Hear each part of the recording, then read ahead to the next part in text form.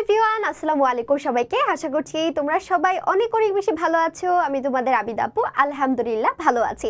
তো টেস্ট পরীক্ষা সবার শেষ, এখন সবাই কি করছো? পরীক্ষাও কিন্তু পিছিয়ে গেছে। তো এর মধ্যে অনেকেই তোমরা রিভিশন করতেছো, আবার অনেকে বাংলা ইংরেজি পড়ে পড়বে বলে কিন্তু ঘরের মধ্যে বই বন্ধ করে রেখে দিয়েছো। বাট এই সময়টায় মনে রাখবা যে এগুলো রিভিশনের উপরে যদি না রাখো তাহলে কিন্তু খুব শীঘ্রই তোমরা পড়াগুলো ভুলে যাবা। তো টেস্ট পরবর্তী, আসলে তোমরা আমার পিছনে থাম্বনেল দেখেই বুঝে গেছো আজকের ভিডিওটা আমি কি নিয়ে বানাচ্ছি। টেস্ট পরবর্তী সময়ে তোমরা কিভাবে পড়লে তোমাদের রিভিশনটা কমপ্লিট হয়ে যাবে, বা যারা অল্প অল্প পড়ে আসলে টেস্ট পরীক্ষা দিয়েছো বা এখনো এসএসসির জন্য তোমরা প্রিপারেশন ভালোভাবে নাও নাই, তারা কিভাবে নিতে পারো এবং সর্বোপরি তোমরা A+ কিভাবে নিশ্চিত করতে পারো সেটার একটা ছোট্ট গাইডলাইন ভিডিও আমি তোমাদের সাথে শেয়ার করতে যাচ্ছি। তাহলে চলো দেরি না করে শুরু করি। তো প্রথমত আমরা একটু বাংলার মার্ক ডিস্ট্রিবিউশনটা নিয়ে একটু আলোচনা করব, অর্থাৎ কোত্থেকে কি আসতেছে এবং কিভাবে শুরু করবা তোমরা। এবং তোমরা এর মধ্যে অনেকেই হয়তো এই বিষয়গুলো নিয়ে অবগত আছো, বাট তারপর আমি সবার উদ্দেশ্যে অল্প করে একটু ডিসক্রাইব করতেছি। তো আমাদের মূলত যে মার্ক সেটা হচ্ছে 100 নম্বরে। তো বাংলার তোমাদের কি হবে বলো তো? বাংলা যদি আমরা প্রথম পত্রটা ধরি, প্রথম পত্র, আমি শুরুতে প্রথম পত্র নিয়ে আলোচনা করছি, পরে দ্বিতীয় পত্র নিয়ে আলোচনা করব। 100 মার্কের পরীক্ষা হবে, তার মধ্য থেকে আমাদের এমসিকিউ থাকবে কত বলো তো? এমসিকিউ থাকছে আমাদের 30, তাই না? আর এখানে সিকিউ বা শর্ট কোশ্চেন এখানে দুটো থাকবে, আর একটা হচ্ছে আমাদের কি বলতো অনুধাবনমূলক প্রশ্ন, যেটাকে আমি শর্ট কোশ্চেন বলতেছি। সেখানে কিন্তু থাকতেছে আমাদের কত বলতো? এখানে 20 থাকতেছে, আর সিকিউতে থাকতেছে আমাদের 50 মার্ক, অর্থাৎ 50 নম্বর। এখন এই জায়গার মধ্যে দেখো, এই যে এমসিকিউটা, এটা কিন্তু শুধুমাত্র তোমাদের গদ্য এবং পদ্য থেকে হবে। শুধু কি হবে? গদ্য এবং কি বলতো পদ্য থেকে, অর্থাৎ কবিতা এবং গল্প থেকে। আর এখানে এই যে শর্ট কোশ্চেনটা 20 নম্বর, এটা শুধুমাত্র হবে তোমার কি বলতো সহপাঠ থেকে। কি থেকে? সহপাঠ থেকে। এবং এই যে আমাদের এখানে সিকিউটা আছে, এটা গদ্য থেকে থাকবে তোমার 4টি প্রশ্ন, পদ্য থেকে থাকবে তোমার 4টি প্রশ্ন, টোটাল থাকবে তোমার 8টি প্রশ্ন। কিন্তু পরীক্ষায় তোমার এই দুইটা অংশ থেকে ন্যূনতম 2টি করে অ্যান্সার করে তোমাকে টোটাল 5টি প্রশ্নের উত্তর কিন্তু দিতে হবে। ওকে, আচ্ছা, এখন আমরা শুরু থেকে মানে শেষ থেকে শুরু করব। সহপাঠের জন্য আমরা কিভাবে রিভিশনটা দিতে পারি? সহপাঠের যে মানে স্টোরিটা আছে, এটা নিয়ে কিন্তু আমাদের এসিএস ফিউচার স্কুলের ইউটিউব চ্যানেলে খুব সুন্দর 2টা ভিডিও দেওয়া আছে, এবং সেখানে গেলে তোমরা পুরো স্টোরিটা জানতে পারবা সংক্ষিপ্ত আকারে। প্লাস হচ্ছে সেখানে তোমাদের পরীক্ষায় কী ধরনের অনুধাবনমূলক প্রশ্ন থাকতে পারে সেটা নিয়েও কিন্তু একটা ধারণা দেওয়া হয়েছে, এবং সেখানে গেলে তোমরা তানভীর ভাইয়ের একটা ক্লাস পেয়ে যাবে। তাহলে এটা সলভ, আমাদের সহপাঠ কিভাবে আমরা সহপাঠের প্রিপারেশন নিব, এটা কিন্তু আমাদের সলভ হয়ে গেছে। আমরা ওই ইউটিউব চ্যানেলে 2টা ভিডিও দেখবো, that's enough for all of you, ঠিক আছে? তারপরে দেখো, এই জায়গায় যে আমাদের সিকিউ প্রশ্ন আছে, সিকিউর জন্য আমাদের গদ্য এবং পদ্যটা পড়তে হবে। এবং আমরা যে কাজটা করি যে আমরা গল্প থেকেই বেশি অ্যান্সার করার চেষ্টা করি, কবিতা থেকে একটু কম অ্যান্সার করার চেষ্টা করি, তাই না? কিন্তু আমার কাছে মনে হয় কবিতা থেকে আসলে অ্যান্সার করাটা ইজি, এবং কবিতায় তুমি সংক্ষিপ্তভাবে মূল কথাটা যত তাড়াতাড়ি প্রেজেন্ট করতে পারবা, গদ্যতে কিন্তু বা গল্পতে কিন্তু সেটা পারবা না। তাহলে এখানে তোমার সময়ও বেঁচে যাচ্ছে, তুমি মার্কও ভালো পাচ্ছ। তো আমরা কবিতার দিকে একটু বেশি করে সবাই কি করব? ফোকাস করব। এবং গল্প তো মোটামুটি আমাদের পড়া আছে, তো কবিতা থেকে আমরা কবিতাটা একটু বেশি ফোকাস করার চেষ্টা করব, যেহেতু কবিতার মধ্যে আমাদের ভুল হয় বেশি। আর এমসিকিউর জন্য আমরা যে কাজটা এখন শুরু করব, এমসিকিউর জন্য আমাদের প্রথমত টেক্সট বুকের যে এমসিকিউগুলো আছে সেগুলো আমরা সলভ করে ফেলবো। তারপর আমাদের যে টেস্ট পেপারটা আছে, টেস্ট পেপার আছে, সেটার যত এমসিকিউ আছে সেগুলো সলভ করে ফেলবো। আর তোমাদের কাছে যদি সাপ্লিমেন্ট থাকে বা যার কাছে যত ধরনের বই আছে, তারা সব ধরনের এমসিকিউ সলভ করবা। তোমরা অনেকে বলো না যে আপু এমসিকিউর কিছু কিছু প্রশ্ন থাকে যেগুলো একটু প্রয়োগমূলক, উচ্চতর দক্ষতামূলক, এগুলো তো আপু আমরা কমন পাই না, বা এতটা কনফিউজিং কোশ্চেন থাকে আমরা অ্যান্সার করতে পারি না। এটার সবচেয়ে সহজ সমাধান কি জানো? তুমি যত বেশি কোশ্চেন সলভ করবা তত বেশি তোমার কাছে সেই টপিকটা একদম ইজি হয়ে যাবে, কনসেপ্ট ক্লিয়ার হয়ে যাবে। এবং দেখা যায় হুবহু কমন না পড়লেও তুমি তোমার সেই কনসেপ্টটা প্রয়োগ করে তুমি অ্যান্সার করতে পারবা। তাহলে তোমাকে যেটা করতে হবে, তোমার যে টেক্সট বুকটা আছে সেখান থেকে তুমি এমসিকিউ সলভ করবা, প্লাস তোমার যেই হচ্ছে টেস্ট পেপার আছে সেখানে যত ধরনের এমসিকিউ আছে সব তুমি বসে বসে সলভ করতে থাকবা। আর এই জায়গার মধ্যে প্রতিটা গল্প এবং প্রতিটা কবিতা তোমার যে আছে সেখান থেকে আমি ইম্পর্টেন্টগুলো তোমাদেরকে দাগিয়ে দিচ্ছি যে রিভিশনটা আসলে কিভাবে শুরু করবা, বা পরীক্ষা দেওয়ার ঠিক 2-3 দিন আগেও যদি তোমরা পড়া শুরু করো কিভাবে পড়াটা শুরু করবা। তো ফার্স্ট পেপারের জন্য যেভাবে তোমরা অ্যাকচুয়ালি পড়াটা শুরু করবা সেটা আমি তোমাদেরকে একটু দেখাচ্ছি। যে আমরা কিন্তু অনেক সময় কি করি, প্রথম গদ্য বা প্রথম কবিতা দিয়ে আমরা শুরু করি, এটা করবা না। যেগুলো বেশি ইম্পর্টেন্ট সেগুলো আগে পড়ে ফেলবা, কারণ বই খোলার সাথে সাথে আমাদের ব্রেনটা একটু কি থাকে বলো তো, কুল থাকে, আর তখন যাই পড়ে আমাদের মাথায় ঢুকে যায় ভালো করে।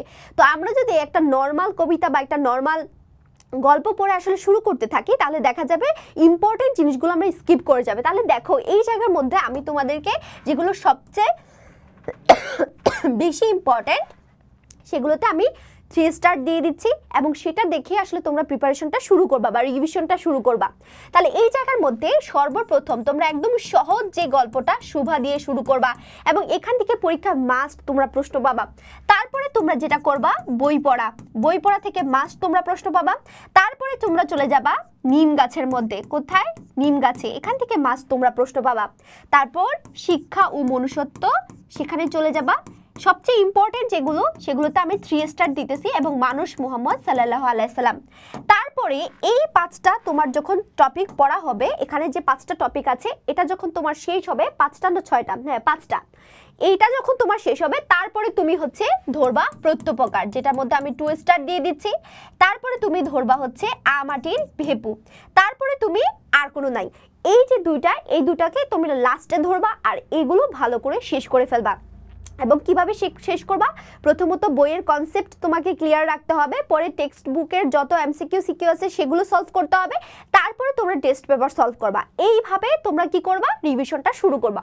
ঠিক কবিতার ক্ষেত্রে আমি তোমাদেরকে বলে দিচ্ছি, কবিতার ক্ষেত্রে আমি যেগুলো তোমরা প্রথমে শুরু করবা যেগুলো দিয়ে, কপোতাক্ষ নদ, এটা থেকে মাস্ট প্রতি বছর কি থাকে বলো তো, পরীক্ষায় প্রশ্ন থাকে। এইবার নতুন আরেকটা টপিক আসছে, তো সেই টপিকটা নিয়ে আলোচনা করার আগে আরেকটা টপিকে আমি 3 স্টার দিয়ে দিচ্ছি, সেই দিন এই মাঠ, এটা থেকে সব সময় কিন্তু পরীক্ষায় প্রশ্ন আসে। তারপরে আমি দিব ওমর ফারুকে, এই কবিতাটা অনেকটা বড়, কিন্তু তারপরে এই কবিতাটা তোমাদের জন্য কিন্তু ইম্পর্টেন্ট, এটা আমি 3 স্টার দিয়ে দিলাম। তারপরে হচ্ছে এখানে তোমাকে পাওয়ার জন্য হে স্বাধীনতা, এটাতে নর্মালি আমি 3 স্টার দিয়ে থাকি, কিন্তু যেহেতু এবছর মুক্তিযুদ্ধ রিলেটেড মানে প্রশ্ন একটু কম থাকতে পারে, সেহেতু তোমাকে পাওয়ার জন্য হে স্বাধীনতা এটা পড়বা, যদি দিয়ে দেয় তাহলে তো কিছু করার নাই, এটা আমি 3 স্টার দিয়ে রাখলাম, এটা ভালো করে পড়বা।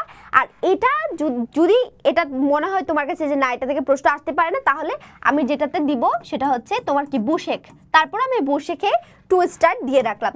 তারপরে বাকি যেগুলো আছে আমাদের এখানে জীবন বিনিময়, এটাতে আমি 2 স্টার দিলাম, বৃষ্টিতে আমি 2 স্টার দিলাম। তারপরে হচ্ছে কি করব, আমি কোনো আগন্তুক নই, আমি এটাতে 2 স্টার দিলাম। এখন তুমি বুঝে গেছো অলরেডি তোমাকে কিভাবে প্রিপারেশন নিতে হবে বা কিভাবে তোমার কি রিভিশনটা শুরু করতে হবে। তাহলে এইভাবে যখন তুমি গল্পগুলো আর কবিতাগুলোকে ধরে ধরে তুমি শেষ করবা, তাহলে কিন্তু তোমার রিভিশনটা সুন্দরভাবে কমপ্লিট হয়ে যাইতেছে। তাহলে সিকিউ এবং এমসিকিউর ক্ষেত্রে যে কাজটা আমরা করব, আমরা প্রত্যেকটা চ্যাপ্টারে যে এমসিকিউগুলো আছে সেটার জন্য কিন্তু তোমাদের পুরো কবিতার উপরে আমার একটা শিওর শট দেওয়া আছে, এবং বাকিগুলোর জন্য কিন্তু তাসমিয়া আপু তানভীর ভাইও দিয়েছে, সেগুলো তোমরা দেখবা। বাট কবিতার উপরে আমার যে শিওর শটটা প্রায় হচ্ছে 1 লাখের উপরে ভিউ হয়ে গেছে, তো তোমরা এটা খুব তাড়াতাড়ি দেখে ফেলবে, এবং আমি শিওর শট সিকিউ খুব শীঘ্রই দিয়ে দিব। এই জিনিসগুলো তোমরা পড়বা। এখন চলো আমরা চলে যাই আমাদের কোথায় বলো তো, আমাদের সেকেন্ড পেপারে। এখন সেকেন্ড পেপারে আমাদের কি বলো, কত মার্কের আসে, ওই 100 মার্কের পরীক্ষায় আমাদের দেওয়া থাকে, এবং সেখানে আমরা যেটা করি আমাদের হচ্ছে নির্মিতি অংশে সবচেয়ে বেশি নম্বর, তাই না? নির্মিতি অংশে হচ্ছে আমাদের সবচেয়ে বেশি নম্বর। এবং তোমাদেরকে বলে রাখি, নির্মিতির জন্য আমি জাস্ট একটা 1 শর্ট ক্লাস তোমাদেরকে দিব, 1 শর্ট ক্লাস একটা দিব, যেখানে প্রত্যেকটা নির্মিতির উপরে, প্রত্যেকটা নির্মিতির লেখার যে নিয়মটা, সেই নিয়মটা আমি তোমাদেরকে একটা প্যাকেজের মধ্যে সবকিছু দিয়ে দিব। অর্থাৎ তোমাদের নির্মিতির যতগুলো টপিক আছে, প্রত্যেকটা টপিক পরীক্ষা আমরা কিভাবে লিখব সেটার উপর আমি জাস্ট একটা তোমাদেরকে 1 শর্ট ভিডিও দিবে, এটা তোমরা পরীক্ষার আগ মুহূর্তে পেয়ে যাবা। এবং নির্মিতির জন্য কোন কোন টপিক বেশি গুরুত্বপূর্ণ সেগুলো আমি তোমাদেরকে একটা পিডিএফ করে দিয়ে দেওয়ার চেষ্টা করব। বাট যদি আমার দিতে দেরি হয়, তার মানে কি তোমরা আমার জন্য বসে থাকবা না, বিগত বছরের যত প্রশ্ন আছে সেগুলো তোমরা সলভ করতে থাকবা। বিগত 5 বছরের প্রশ্ন তোমরা কি করবা, সলভ করতে থাকবা। বিগত 5 বছরে তোমার নির্মিতির যে টপিক থেকে যে প্রশ্নগুলো আছে এগুলো একবার করে তোমরা পড়ে ফেলবা। আর ফরম্যাটটা নিয়ে আমি তোমাদেরকে একটা শিওর শট মানে একটা ওয়ার্ড শট দিব, যেখানে প্রত্যেকটা টপিকের কিভাবে তোমরা পরীক্ষা লিখবা, কিভাবে সুন্দরভাবে লিখে মার্ক গেইন করতে পারো, সেটার উপর আপু একটা তোমাদেরকে ভিডিও দিয়ে দিব। এখন আমরা চলে যাই আমাদের গ্রামার অংশে, তাই না? আমাদের যে গ্রামারটা আছে, তো তোমরা তো জানো যে গ্রামারে কিন্তু তোমাদের যতগুলো পরিচ্ছেদ আছে সবগুলো পরিচ্ছেদের উপর পরীক্ষা হবে না। তোমাদের সংক্ষিপ্ত সিলেবাসে নির্দিষ্ট কয়েকটি টপিকের উপর তোমাদের পরীক্ষা হবে, এবং তোমরা কিন্তু অনেক বেঁচে যাচ্ছ। বাট তোমাদের যারা ছোট ভাই বোনরা আছে তারা কিন্তু এতটা ফাঁকিবাজি করতে পারবে না। তো তোমরা কিন্তু অনেক ফাঁকিবাজি দিচ্ছ। তো এই জায়গার মধ্যে তোমাদের জন্য কিন্তু খুবই সোজা পরীক্ষায় ভালো করার জন্য। আই থিঙ্ক তোমরা দেখতে পাইতেছো যে এই জায়গার মধ্যে আমি তোমাদের পুরো সূচিপত্রটা নিয়ে আসছি, এবং যে পরিচ্ছেদগুলো তোমাদের পরীক্ষায় আছে সেগুলো আমি একসাথে দিয়ে দিয়েছি। তার মধ্যে দেখো এই ধ্বনি ও বর্ণ, স্বরধ্বনি, ব্যঞ্জনধ্বনি, বর্ণের উচ্চারণ, শব্দ, পদের গঠন, এগুলো তোমরা নিজে নিজে পড়লে কিন্তু পারবা। এগুলো পড়লে পারবা, এবং এগুলো থেকে 1 থেকে 2টা এমসিকিউ তোমাদের থাকতে হবে। আবার কোনো টপিক থেকে আবার এমসিকিউ দিবে না। কিন্তু যে টপিকগুলো থেকে তোমরা মাস্ট এমসিকিউ পাবা সেটা হচ্ছে উপসর্গ দিয়ে শব্দ গঠন, তারপরে সমাস প্রক্রিয়া শব্দ গঠন, প্রত্যয় দিয়ে শব্দ গঠন। এটাও কিন্তু তোমরা পরীক্ষায় কি পেয়ে যেতে পারো, এটা মনে রাখবা, ঠিক আছে? তারপরে দেখো শব্দের শ্রেণী বিভাগ, শব্দকে কত ভাগে ভাগ করা হয়েছে এবং কোনটা কোন শব্দ, বিশেষ্য কোনটা, বিশেষণ কোনটা, সর্বনাম কোনটা, অব্যয় কোনটা, ক্রিয়া কোনটা, এটা যদি তোমার এই বেসিক জ্ঞানটুকু তোমার থাকতে হবে। কারণ নিচের এই পদটি বা এই শব্দটি এটা কি বিশেষ্য নাকি বিশেষণ, এইভাবে কিন্তু তোমার পরীক্ষায় জিজ্ঞেস করবে। সো এটাতে আপু 3 স্টার দিয়ে দিয়েছি। তার মধ্যে আমাদের এই জায়গায় ক্রিয়া এবং ক্রিয়া বিশেষণ এটা একটু ইম্পর্টেন্ট আছে। এটাতে ভালোভাবে আমরা তো বিশেষ্য জানি, কোনো কিছুর নামকে বিশেষ্য বলে, সর্বনাম এটাও সহজ আছে, বিশেষণ পরিবর্তে ব্যবহৃত হয়, বিশেষণটা আমরা ক্লিয়ারলি পারি। কিন্তু ক্রিয়া এবং ক্রিয়া বিশেষণের মধ্যে কিন্তু একটা ঝামেলা লাগে। সো এই ক্রিয়া বিশেষণটা ভালোভাবে দেখবা। এবং অনুসর্গ, যোজক, আবেগ, এই অনুসর্গটা কখন বসতেছে, যোজক কোনটা, আমরা অনেক সময় কি করি যোজকগুলোকে অনুসর্গ বলে ফেলি, অনুসর্গগুলোকে যোজক বলে ফেলি। সো এই কনসেপ্টগুলো একটু ক্লিয়ার রাখতে হবে। আর এই জায়গায় বাক্যের অংশ ও শ্রেণী বিভাগ, আর এখানে দেখো সরল বাক্য, জটিল বাক্য, যৌগিক বাক্য, এটা পরীক্ষার জন্য ইম্পর্টেন্ট। এটাতে আপু 3 স্টার দিয়ে দিচ্ছি, কারণ কোনটি সরল বাক্য, কোনটি যৌগিক বাক্য, কোনটা হচ্ছে তোমার জটিল বাক্য, এটা তোমাকে চিনতে হবে। এতটুকু চিনার মতো আসলে সক্ষমতা থাকতে হবে তোমাদের, যেহেতু তোমরা এখন এসএসসি লেভেলে উঠে গেছো। তারপরে দেখো এই জায়গার মধ্যে বাক্যের বর্গ, উদ্দেশ্য, বিধেয়। উদ্দেশ্য, বিধেয় একদমই সোজা, বাক্যের অংশ, শ্রেণী বিভাগ এগুলো খুবই সোজা। সো এই জায়গার মধ্যে তোমরা কিন্তু অলরেডি বুঝে গেছো যে কোন কোন জায়গায় রিভিশন দেওয়ার ক্ষেত্রে তোমাদের বেশি ফোকাস রাখতে হবে, এবং যেই অংশগুলোতে বেশি ফোকাস রাখতে হবে আপু 3 স্টার দিয়ে দিয়েছি তোমাদেরকে। সো এইভাবে এখন জাস্ট তোমাদের রিভিশন দেওয়ার পালা। আমরা তো আর তোমাদেরকে সবকিছু পড়িয়ে দিতে পারবো না, বলো। যে কাজটা তোমাদের করতে হবে নিজেদের মানে উদ্যোগে তোমাদেরকে পড়তে হবে, কারণ যেহেতু পরীক্ষা পিছিয়েছে অনেকটা বড় সময় কিন্তু তোমরা হাতে পাচ্ছ। যারা পুরো বছর ধরে কিচ্ছু পড়ো নাই, এখন অবধি তোমরা কিচ্ছু পড়ো নাই, তোমরা চাইলেই কিন্তু তোমাদের দ্বারা আসলে A+ পাওয়াটা সম্ভব। কারণ তোমরা একটু যদি রেগুলারিটি মেনটেন করে পড়াশোনাটা শুরু করো, যে আজকে আমি একটা গদ্য শেষ করবো, আজকে আমি একটা পদ্য শেষ করবো, একটা করে যদি তোমরা শুরু করো তাহলেও কিন্তু তোমরা শেষ করতে পারবা। আর এই যে টপিকগুলো দেখতেছো আপু, এগুলোর কনসেপ্ট কই পাবো? ACS ফিউচার স্কুল ইউটিউব চ্যানেলে সব টপিকের উপর 1 শট ক্লাস কিন্তু দেওয়া আছে। সো জাস্ট তোমরা বইয়ের পড়াটা পড়বা, কনসেপ্টটা পড়বা, পড়ে ACS ফিউচার স্কুল ইউটিউব চ্যানেলে গিয়ে তোমরা হচ্ছে কি করবা, সলভ করে ফেলবা। এমসিকিউ যেগুলো সলভ করেছি সেখানে জাস্ট ভাইয়াদের সাথে আপুদের সাথে সুন্দরভাবে সলভ করবা, তাইলে কিন্তু এনাফ।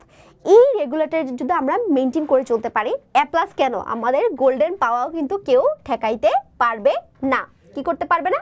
গোল্ডেন পাওয়াও কেউ ঠেকাইতে পারবে না। সো এই সময়টাতে আমাদের কি করতে হবে? শুধু ধৈর্য ধারণ করতে হবে এবং রেগুলার বেসিসে আমাদেরকে পড়ে পড়ে আগায় যেতে হবে। এবং কোন কোন টপিকে তোমরা বেশি গুরুত্ব দিবা, পরীক্ষার জন্য কোনটাই ইম্পর্টেন্ট, কিভাবে প্রিপারেশন শুরু করবা, আপু কিন্তু তোমাদেরকে গাইডলাইন দিয়ে দিয়েছি। কিন্তু পড়ার পালা তোমাদের এখন পড়তে হবে, ঠিক আছে?